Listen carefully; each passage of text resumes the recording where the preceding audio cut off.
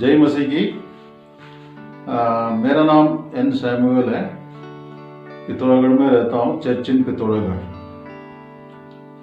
यहाँ पर सेवकाई करता हूँ और आज हम यीशु मसीह के क्रूसीकरण के बारे में कुछ बातों को बाइबल में से देखेंगे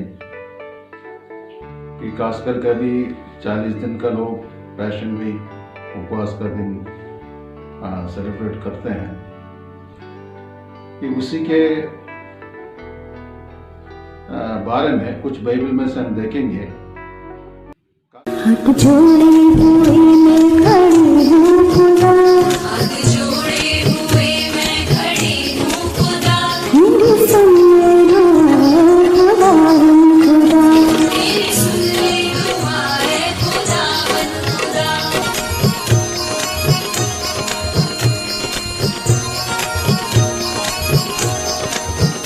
तू है जिंदा खुदा, तू है मेरा खुदा, इब्तिदा इंतहा तू है मेरी वफा।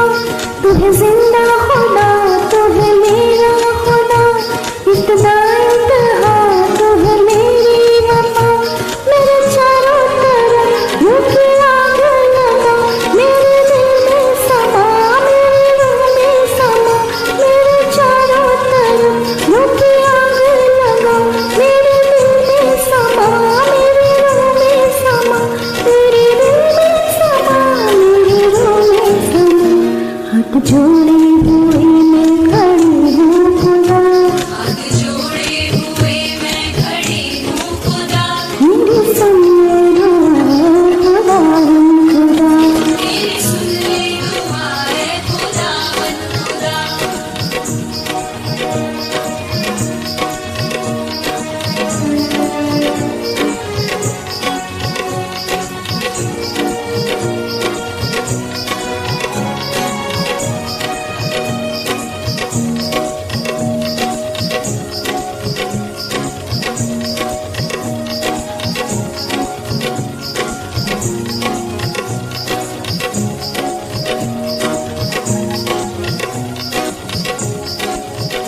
आसमां से उतर दुश्मनों को हरा, तूने वादा किया वादे को निभा।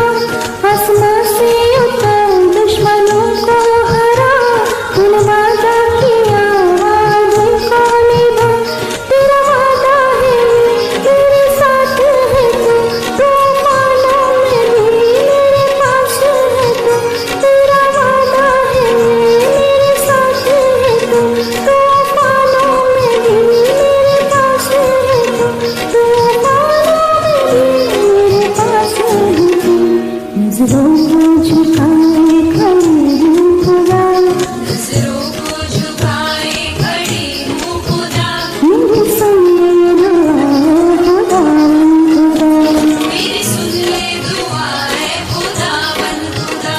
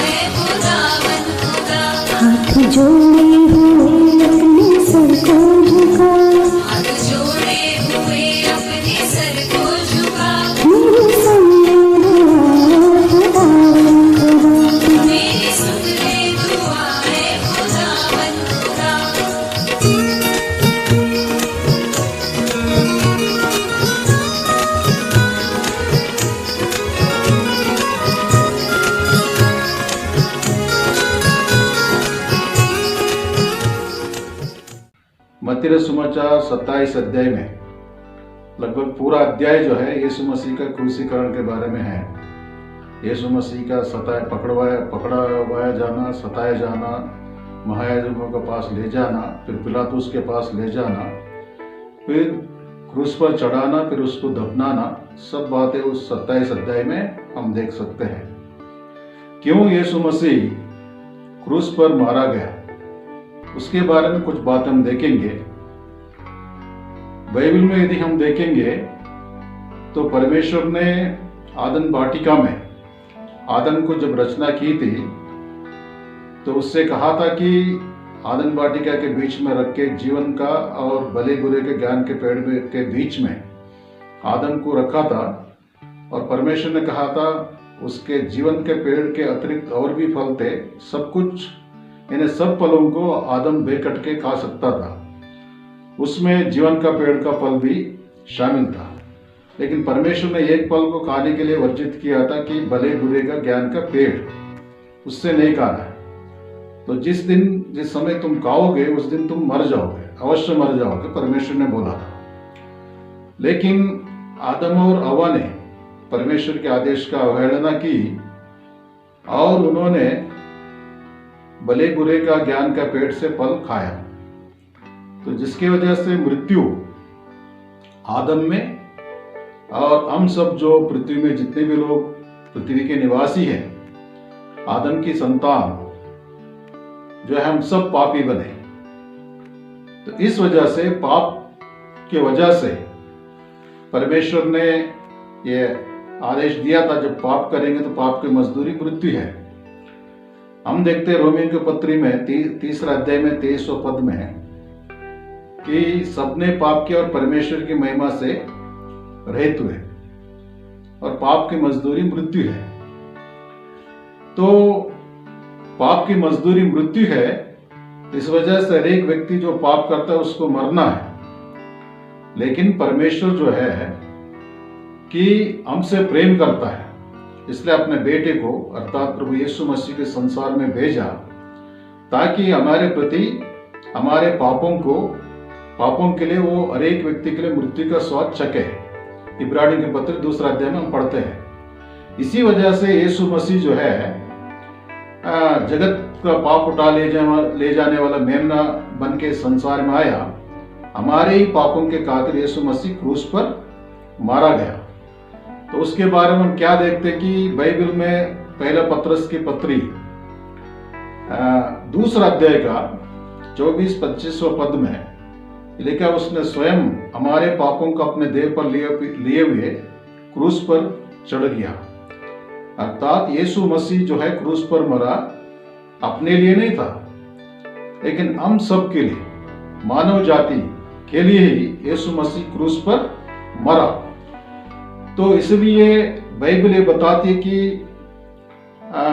ईसाई नबी का किताब 53 अध्याय, लगभग पूरा अध्याय में हम देखते हैं कि यीशु मसीह का क्रूसीकरण के बारे में, यीशु मसीह का कुचला जाना, हमारे अपराधों के कारण घायल किया जाना, ये सब कुछ वहां पर पहले ही यीशु मसीह का पैदा होने से पहले से ही भविष्यवाणी की गई।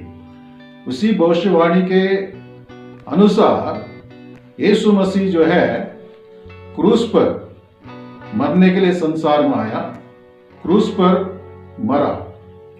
तो इसी वजह से हम देखते हैं कि यीशु मसीह क्रूस पर मरने के द्वारा हमारे पापों के लिए प्रायश्चित किया।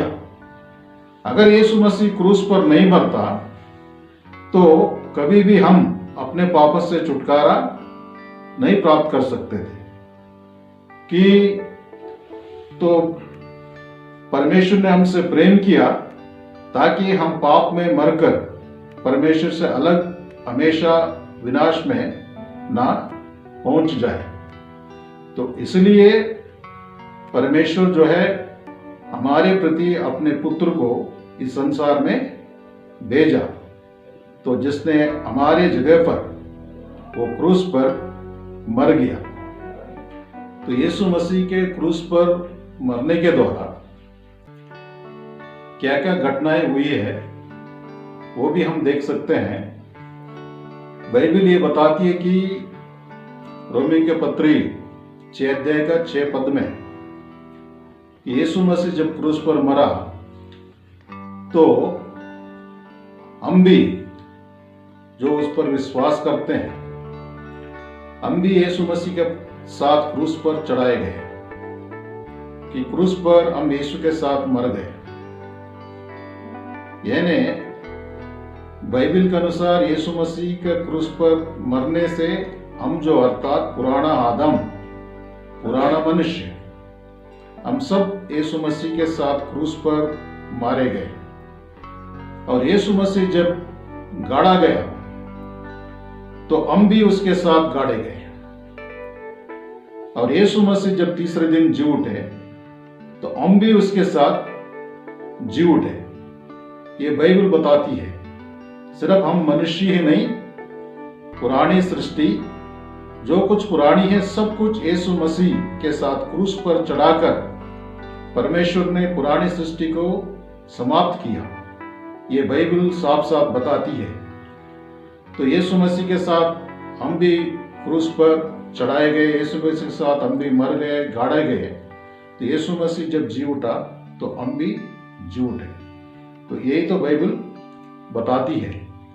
तो इसलिए सिर्फ यीशु मसीह क्रूस पर मरा ऐसा नहीं है कि पुरानी सृष्टि समेत हम सब मिलकर यीशु मसीह के साथ क्रूस पर मारे गए और जब जी उठे तो हम भी यीशु मसीह के साथ जी उठे।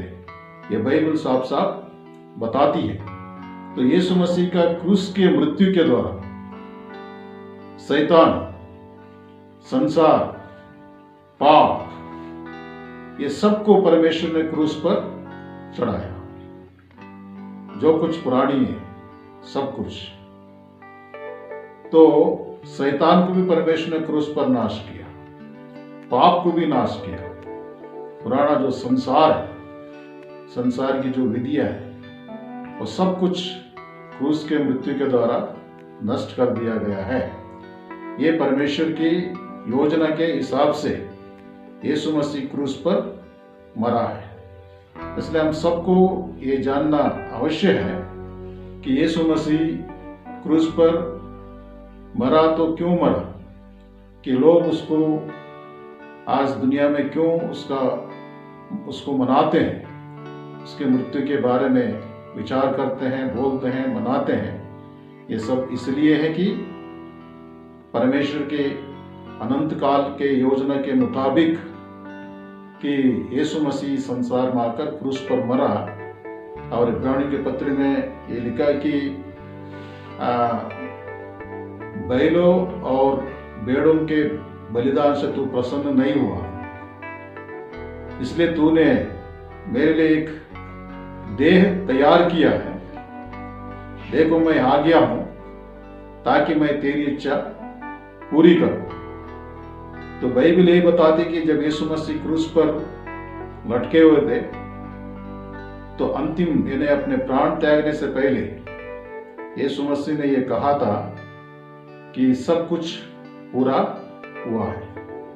अर्थात परमेश्वर की योजना के मुताबिक पापियों को बचाने के लिए परमेश्वर ने जो कुछ अपने पुत्र में होकर यीशु मसीह के द्वारा जो योजना बनाई थी वो सब कुछ पूरा हो चुका था।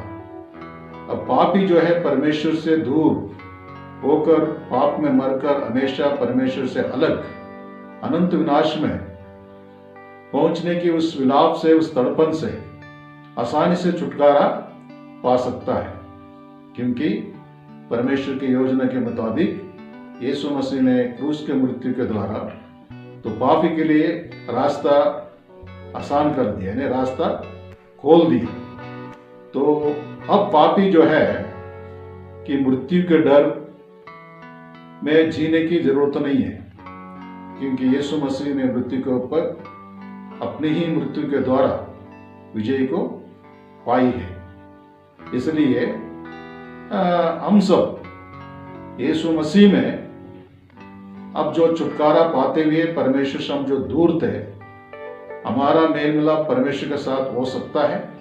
और यीशु मसीह के बहाए उस लहू के कारण परमेश्वर के हम नजदीक जा सकते हैं, हम अपने पापों से छुटकारा प्राप्त कर सकते हैं।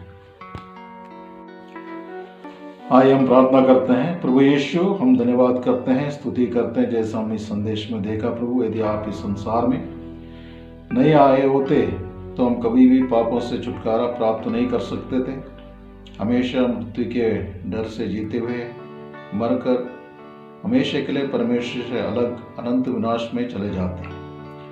लेकिन परमेश्वर, आपका प्रेम के लिए हम धन्यवाद करते हैं, स्तुति करते हैं, क्योंकि आपने अपने पुत्र को इस संसार में भेजा, जिसने हमारे पापों को अपने देह पर लिए हुए क्रूस पर चढ़कर हमारे लिए प्रायश्चित किया। प्रभु यीशु के लहू के वजह से हम परमेश्वर के नजदीक हुए। प्रभु यीशु मसीह के क्रूस के मृत्यु की वजह से हमारे मेल मिलाप परमेश्वर से हुआ। इसके लिए हम धन्यवाद करते हैं। आज हम उस मृत्यु से, उस अनंत विनाश से डरने की जरूरत नहीं है। जितने भी लोग प्रभु यीशु मसीह पर अपने पापों से पश्चाताप करते हुए विश्वास करते हैं, उनके लिए एक आशा है। वो आशा ये है कि यीशु मसीह क्रूस में मरकर गाड़े जाकर जीवित हो उठा है। उसी जीवित यीशु मसीह पर विश्वास करने के द्वारा हमारा छुटकारा सुनिश्चित है कि हम उस पर विश्वास करते हैं कि उसने हमारे पापों को लिए हुए क्रूस पर चढ़कर प्रायश्चित किया है।